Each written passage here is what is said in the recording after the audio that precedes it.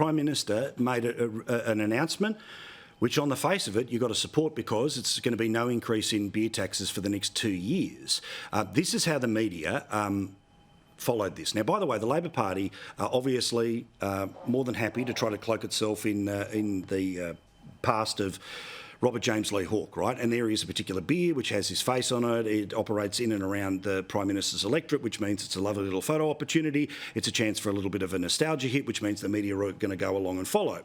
He pours a beer. He makes the statement that we are going to freeze beer taxes for the next 2 years. The media, who should know better, do know better, this is how they reacted to it. Michael, you would love this coverage for a Liberal candidate. Roll the tape. Have a look. In an early gift to himself and voters, Anthony Albanese announcing a temporary pause to the draft beer excise. Anthony Albanese announces he'll freeze the tax on draft beer for 2 years from August. I'll tell you why this pees me off. Because this bloke, in the 3 years he's been Prime Minister, has put up beer taxes at least twice.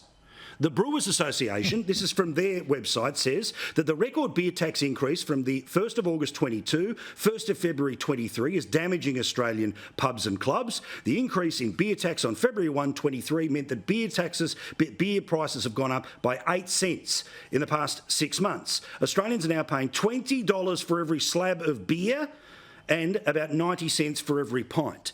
What I find amazing, Michael, is that the bloke who has put the taxes up on beer, every chance he's got in this term, gets credit from the media for promising not to do it in the next term. Now, that's because the media are more than happy, as always, to give the benefit of the government. But where the hell was the opposition making the point that I am making on television on Sunday night? Where were they pushing back? Because the fact that he got that rails run because, oh, look at the pictures of Hawkey, is a disgrace. Well, I don't know where I was out for dinner, so I missed it, Paul. It might have been there, but I'm not sure what they said. It's a bit like us all missing your trip to Vegas, by the way. We're still ready to go, mate. But I think the trip's over. Look, yes, this is a one-day story. Okay, this is not anything substantial for the election. Elections tend to run on themes. Right, you can win one day's press. The one thing a politician can never do is think that if I win the day's press, I've won the war. And I've seen so many politicians believe that.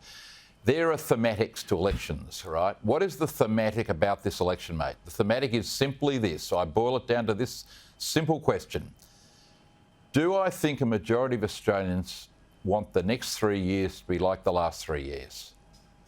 Right? That is the only question that matters. The beer tax, mate, is like yesterday's newspapers. Yes, that's the only thing that matters, mate. And I agree, but sorry, go on. No, I agree, but my point on this is that when you add a day on top of a day on top of a day on top of a day, then it means you get to turn around and say, hey, look at all of this stuff, right? The immediate response should be with such aggression to call out the BS, to say, now he wants a present when he's made your pints more expensive. Did you know that every time you buy a slab of beer, $20 of that is tax for Albo? That has to be the arm wrestle of each and every day. And because that's my point, which is that when you're going to sit and have focus groups in a week's time, and the Prime Minister says, now even though the detail of a tax cut was $14 a week for people in and around $40,000, right? Even though the reality of the power price thing is it's $25 a month. Even though the reality of the beer situation is that we're talking about a few cents into the future, he's going to point to it as a list of things when the opposition doesn't have a list of anything. That's my point. Yeah, the absence of an alternative, absolutely. I mean, but having said that, I mean, the promise to freeze the tax now, the Medicare announcement now, when we talk to voters, they know why. There's an election. Yeah. And so, they are very cynical and they think that this is all about just trying to get their vote. What's missing is going to your broader point, and that is what's missing is an alternative. Is Dutton offering an alternative? Is Dutton's plan going to be different? Is Dutton's plan going to offer a different world compared to the last 3 years that people have experienced? And so far, we're hearing crickets, right? So all he has to do is stump up a plan, and particularly around the economy. And if he does that, maybe some of these stunts won't work.